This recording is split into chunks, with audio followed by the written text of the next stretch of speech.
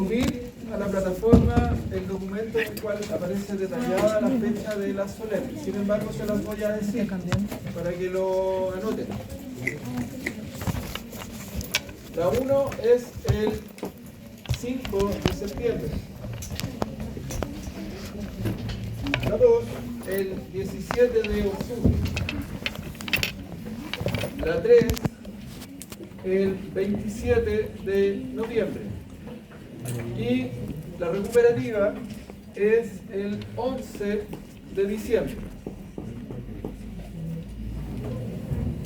Esas fechas ya están revisadas con Secretaría de Estudios, ya se verificó que no tengan sobrecarga de solemnes en esas fechas y están ajustadas al calendario académico. Esto está todo dentro de los plazos que pone la universidad y dentro del periodo del semestre. Dicho de otra manera, las vacaciones empiezan después de la fecha de la recuperativa. ¿Ya? Así que no se programen para viajar, sí, porque cualquiera de ustedes les puede tocar rendir esta recuperativa. El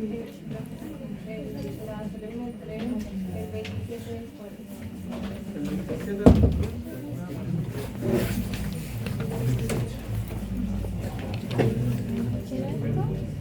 Sí.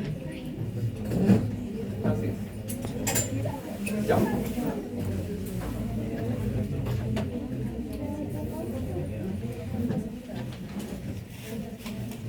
Una de las dos. Ya.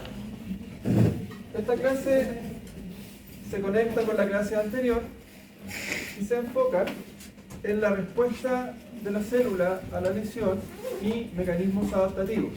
Voy a detallar un poco más cosas que ya les mencioné en la clase anterior.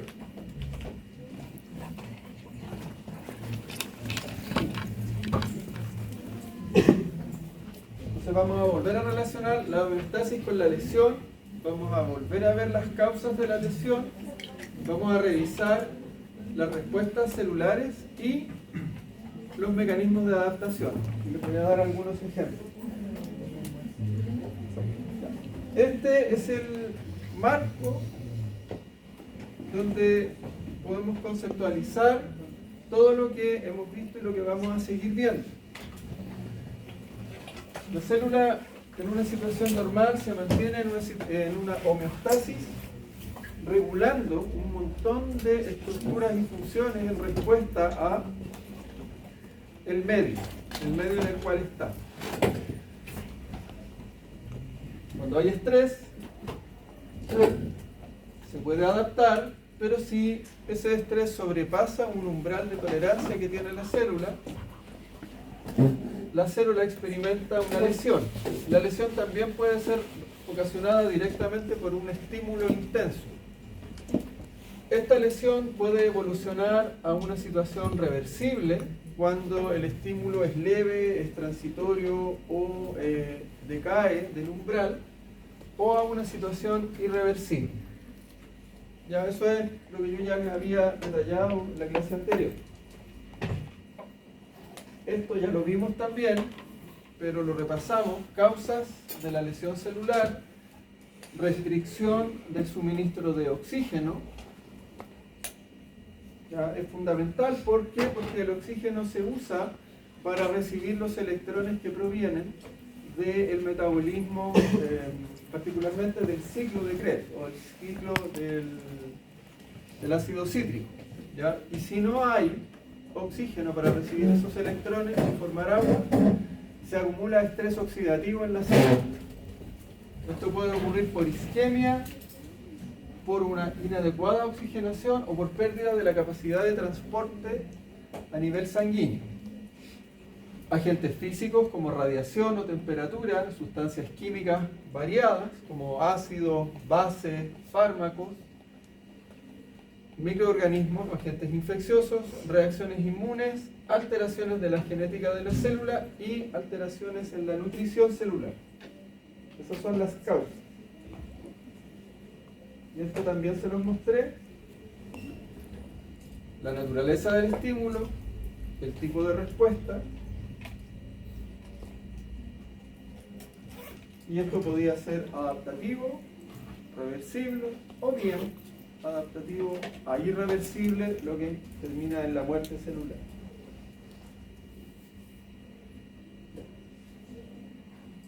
Esto es nuevo. Adaptaciones del crecimiento y la diferenciación celular. En general, se asume que estos cambios son de naturaleza reversible, pero en la práctica a veces no lo son. Tamaño, número, aspecto, que es fenotipo, actividad metabólica o funciones específicas de las células. Esos cambios, que puede ser un cambio, puede ser solamente un cambio de tamaño, pueden ser dos cambios, puede ser un cambio de tamaño y un cambio de número, o puede ser un cambio de tamaño y un cambio de aspecto, o bien pueden no haber cambios morfológicos, pero sí cambios en la actividad. Siempre van a ocurrir en respuesta a un cambio del ambiente. El ambiente cambia y genera un estrés en la célula y la célula responde a ese estrés. ¿Ya? Morfológicamente, nosotros vamos a poder identificar 4 cambios adaptativos. La hipertrofia, que se define como un aumento en el tamaño celular. La hiperplasia, que es un aumento en el número celular. La atrofia, que es una disminución en el tamaño, y también podemos hablar de atrofia a nivel de célula, pero también a nivel de órgano. Y cuando hablamos a nivel de órgano, el órgano atrófico también disminuye su tamaño. Y la metaplasia, que es un cambio histológico.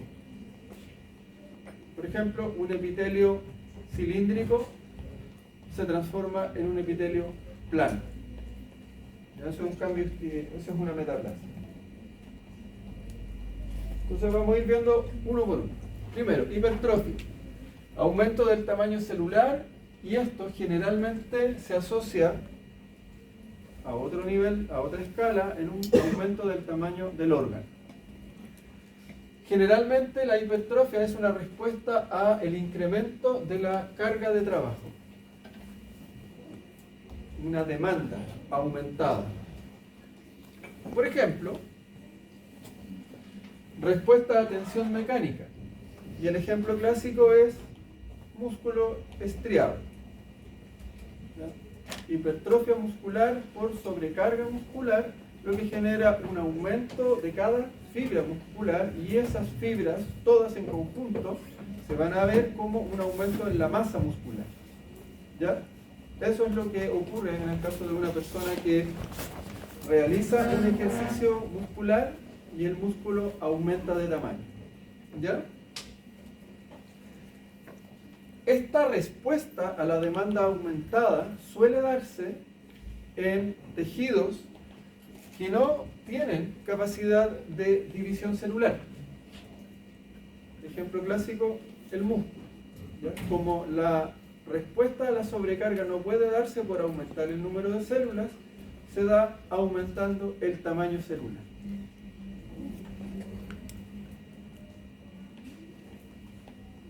Acá por aquí.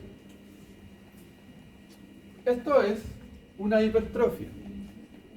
La hipertrofia puede ser fisiológica o puede ser patológica. En este caso es una hipertrofia fisiológica. Esto es un útero en una situación de no embarazo, y esto es un útero en una situación de embarazo. Entonces, la hipertrofia la podemos evidenciar a nivel celular. Aquí, ahí están las células musculares, en este caso es músculo liso, uterino, y acá están las células del músculo uterino en un embarazo. Y tiene correlato a nivel del órgano. Entonces, la hipertrofia a nivel celular, a nivel de órgano, puede ser fisiológica, puede ser patológica. ¿Ya? Yo les había hablado de este ejemplo. Hay un requerimiento, en este caso el requerimiento es hormonal. Hay una mayor cantidad de hormonas que actúan sobre este músculo y demandan una respuesta. Y para poder responder a esa demanda, las células crecen y en conjunto el órgano crece.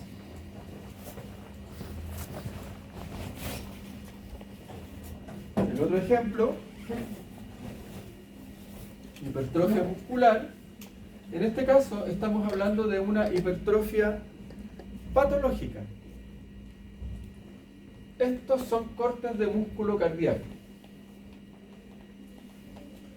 Cuando hay una sobrecarga al corazón y tenemos esta situación, en una situación que se denomina la insuficiencia cardíaca. Esto está asociado a patologías como por ejemplo la hipertensión arterial. Para que ocurra el tránsito de la sangre desde el corazón hacia los tejidos y desde los tejidos la sangre vuelva al corazón, necesariamente deben haber diferencias de presión. La presión más alta se da a nivel arterial y la presión más baja se da a nivel venoso. Y esas diferencias de presión posibilitan que la sangre vaya en esta dirección y no en la dirección contraria. Es lo mismo que ocurre cuando ustedes ven en la televisión la persona que habla del tiempo atmosférico y dice, acá vemos una zona de altas presiones y una zona de bajas presiones. Lo que está queriendo decir es que las nubes van a ir hacia allá, hacia la zona de bajas presiones. Pero cuando dicen, aquí en Valdivia están las bajas presiones, es porque viene para acá. ¿Se entiende? Ahora, cuando hay hipertensión arterial, se generan alteraciones respecto de la mecánica del flujo. Y una de las consecuencias es que el vaciado del corazón ya no es tan eficiente.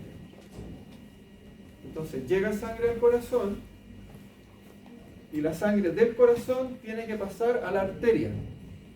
Y pasa porque al apretar el corazón hay más presión que en la arteria.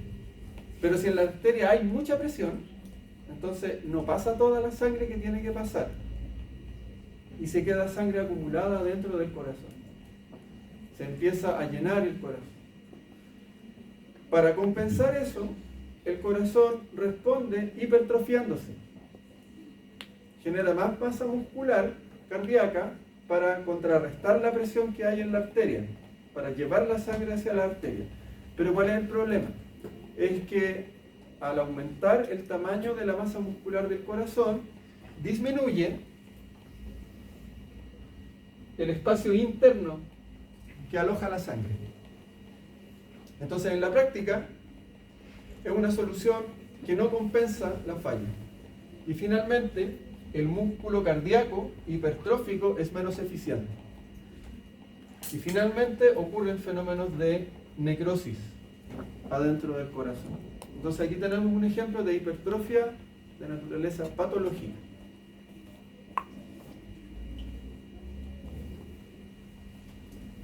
Los mecanismos que llevan a la hipertrofia son distintos. Puede ser, por ejemplo, una sobrecarga mecánica. Y la sobrecarga mecánica es detectada a nivel de receptores de superficie de la célula, que son las integrinas. Estas integrinas están ancladas, están conectadas físicamente a la matriz extracelular. Y las tensiones son captadas por estos receptores y son transmitidas hacia el interior de la célula. Otro ejemplo, señalización, que pueden ser hormonas o pueden ser factores de crecimiento, que estimulan una respuesta al interior de la célula. ¿Se fijan? Estos tres ejemplos confluyen en vías de transducción de señales. Y estas vías de transducción de señales generan respuestas, como por ejemplo aumentar la cantidad de proteínas contráctiles, si estamos hablando de mejorar el rendimiento mecánico. Se altera la inducción de genes y se aumenta también en algunos casos la producción de factores de respuesta que pueden actuar sobre la misma célula o sobre otra. Entonces no hay una única vía molecular para explicar la respuesta hipertrófica.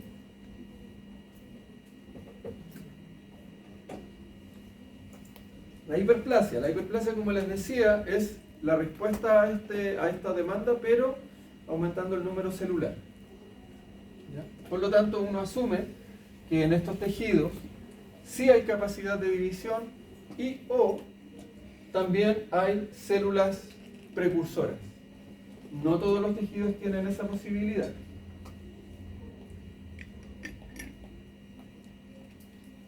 Por ejemplo, hiperplasia fisiológica.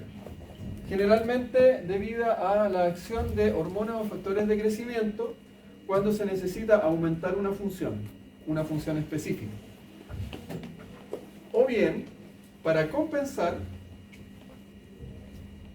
una función que se ha perdido. Si se lesiona una porción de una glándula, por ejemplo, la glándula puede compensar esa pérdida de función por hiperplasia. ¿Ya? Eso es como un ejemplo más o menos clásico.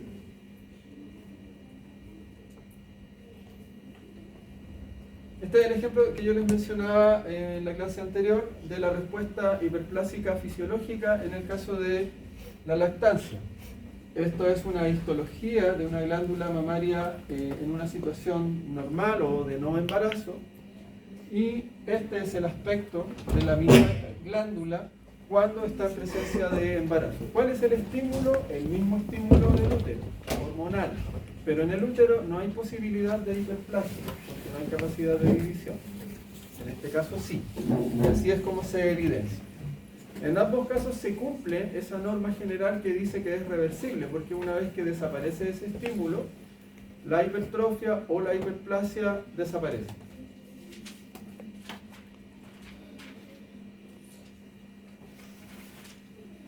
Pero también podemos tener ejemplos de hiperplasia de naturaleza patológica. En casos típicos, patología endocrina. Sobreproducción de alguna hormona que tiene como blanco una glándula específica, y esa glándula específica a esa sobreproducción de hormona estimulante responde con una hiperplasia. ¿Qué cosa puede causar una sobreproducción de una hormona? Cosas como, por ejemplo, un mayor crecimiento de la glándula o una neoplasia benigna que también genera mayor cantidad de hormonas.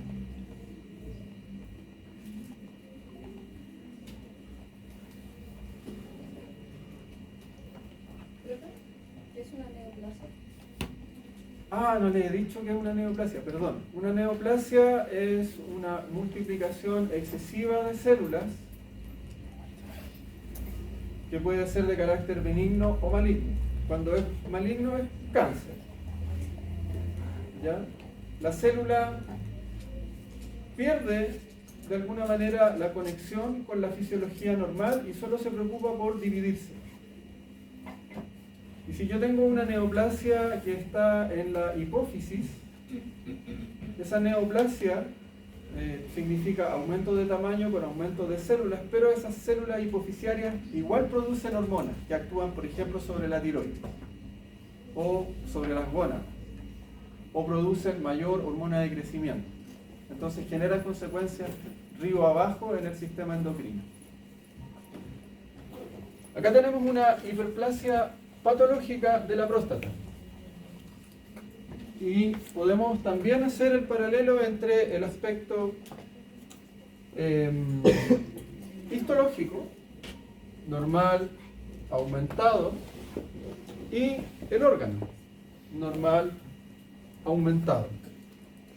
¿Ya? Generalmente la hiperplasia prostática es de carácter benigno.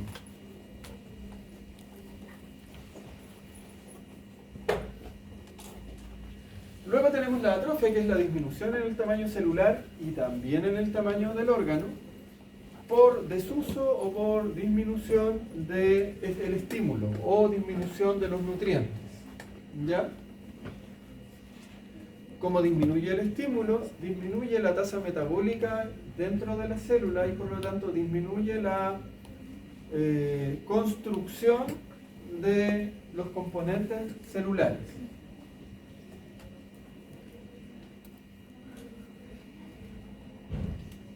También hay ejemplos fisiológicos y patológicos, ¿ya? yo les mencioné el conducto tirogloso, ¿no? Cuando vimos la formación de la lengua, los 4 arcos participaban en la formación de la lengua y hacia arriba y hacia adelante se formaba la lengua. No recuerdo si les mencioné que hacia arriba y hacia adelante se forma la lengua, pero también hacia abajo evoluciona un conducto que va a conectar con la tiroides en formación. Y en el embrión y en el feto hay un conducto que se llama conducto tirogloso. Luego ese conducto tirogloso se atrofia y en condiciones normales desaparece. En condiciones patológicas el conducto tirogloso puede permanecer y puede ser fuente de patologías como por ejemplo quistes. ¿Ya? Ese quiste lo vemos en tercero. ¿Ya? La notocorda también. ¿Ya? También atrofia del útero luego del parto. Esa es otra atrofia fisiológica. ¿Ya? Patológica. Por ejemplo, pérdida de inervación. La atrofia por denervación de musculatura.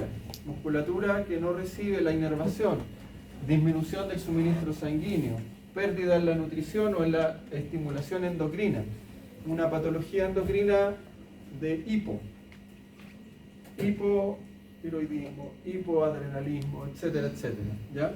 Y también puede haber atrofia por presión mecánica que genera isquemia y por lo tanto también genera un déficit de nutrientes, un déficit de aporte sanguíneo a la célula y finalmente al órgano.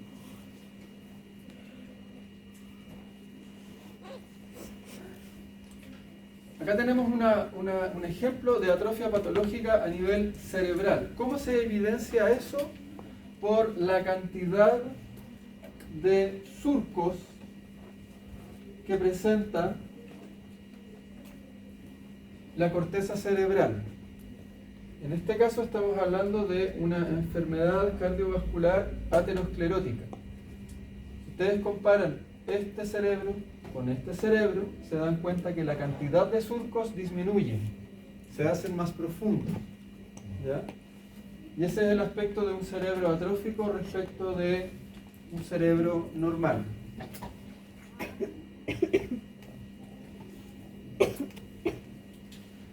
Otro ejemplo, en este caso odontológico. Corte histológico de glándula submaxilar o submandibular normal, y este es el corte histológico en una patología conocida como la cialadenitis. ¿Dónde están los acinos acá? Casi no están. Se reducen e incluso desaparecen. Y eso ustedes lo van a evidenciar, por ejemplo, en una ecografía, donde pueden ver una glándula atrófica, es una glándula más pequeña.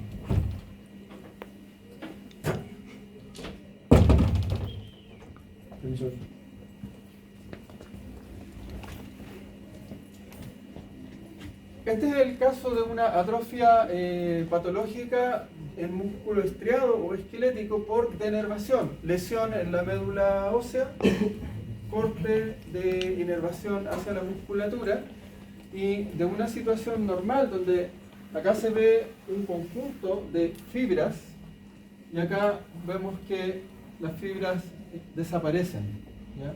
Desaparecen en su número, ¿ya?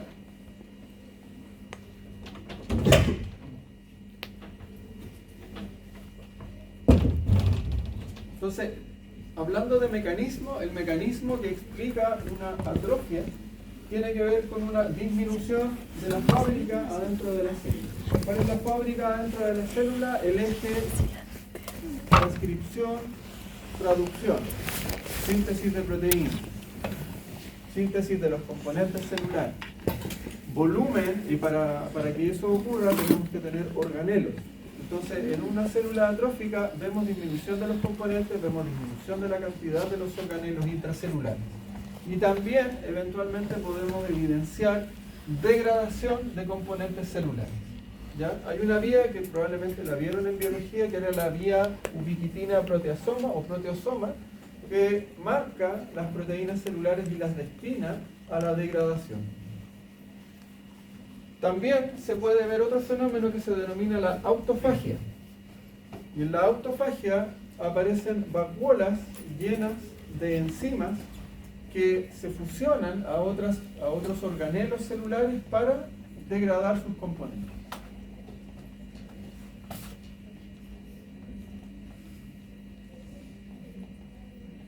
Otro ejemplo de adaptación, la metaplasia. Cambio en el fenotipo de la célula que ya se había diferenciado. Teníamos un tipo histológico normal y ese tipo histológico cambió. Ese cambio generalmente está asociado a una irritación crónica. Yo les hablaba, por ejemplo, del piso de la boca. Si tengo una irritación crónica, para que ese epitelio responda mejor a esa irritación crónica, cambia su fenotipo. ¿Ya? Se altera la vía de diferenciación normal de las células que forman parte de ese tejido.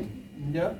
Ahora, el problema está en que al cambiar el tipo histológico, generalmente eso se asocia a una pérdida de la función inicial. Si yo tengo un epitelio respiratorio que tiene células caliciformes, que son células secretoras, y tiene microvellosidades para arrastrar los contaminantes de la vía aérea, y ese epitelio respiratorio está irritado, se va a transformar en un epitelio plano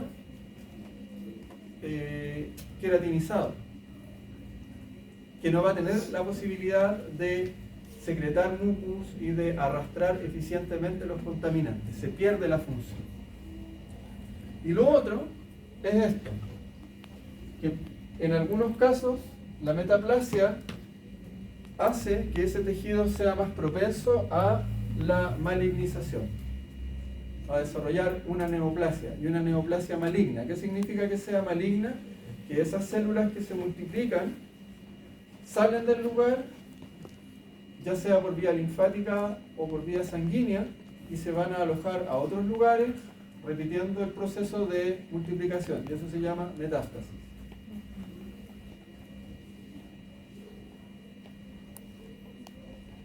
Aquí tenemos epitelio respiratorio, epitelio cilíndrico, metaplasia escamosa, y aquí está el corte histológico. Epitelio cilíndrico, ciliado, epitelio plano, pluriestratificado.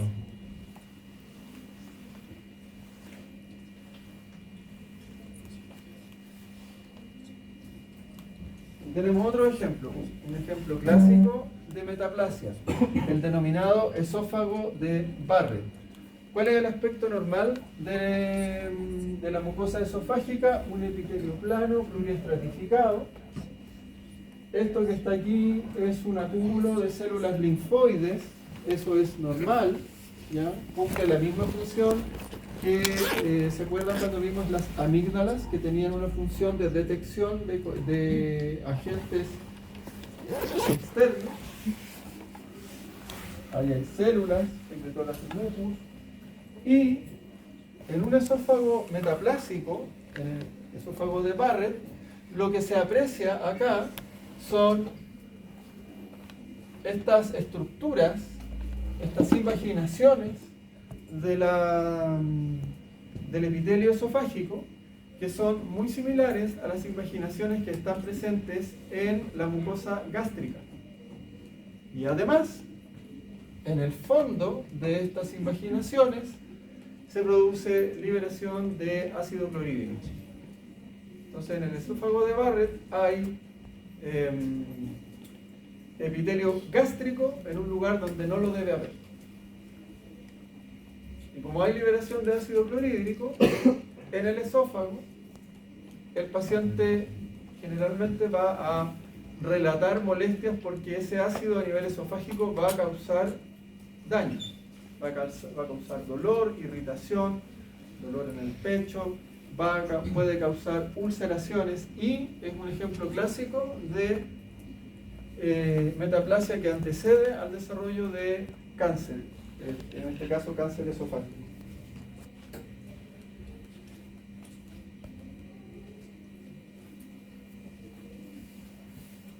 La metaplasia, si bien yo les digo que cambia el tipo histológico, no es que la célula ya diferenciada cambie, sino que las células de recambio, por ejemplo en estos epitelios, ustedes saben que en los estratos basales están las células que posibilitan el recambio, se reprograman y en lugar de diferenciarse a la célula normal, se diferencian a una célula alternativa, ¿ya? No es un cambio desde la ya diferenciada, sino desde su reservorio. Y esto tiene que ver con una alteración que el estímulo, que la irritación genera sobre las vías de señalización, sobre la manera en cómo se comporta la matriz extracelular, sobre el tipo de citoquina que se genera, porque si yo tengo una irritación crónica voy a generar una inflamación.